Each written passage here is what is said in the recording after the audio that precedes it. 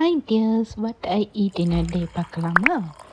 இன்றைக்கி காலையில் எழுந்திரிச்சதுமே plane tea தான் போட்டு குடிச்சிருந்தேன்.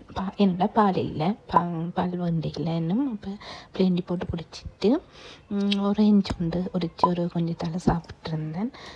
காலையில் வந்துட்டு எந்த சாப்பாடுமே சாப்பிட்டு இருந்ததால் கொஞ்சம் பசிக்கிற மாதிரி இருந்துச்சு என்ன சொல்லிட்டு கேக்கு கொஞ்சம் ஃப்ரிட்ஜில் இருந்துச்சு. ஸோ அதை கொஞ்சம் எடுத்து போட்டு சாப்பிட்டுட்டு இருந்தேன். அப்படியே மத்தியானம் வந்து சோறும் கேரட் மீன் குழம்பு தான் இன்றைக்கி செஞ்சுருந்தோம். ஸோ அதையும் சுட சுட போட்டு அழகாக சாப்பிட்டுட்டு கொஞ்சம் நேரம் நல்ல குட்டி தூக்கம் கொண்டு போட்டிருந்தேன்.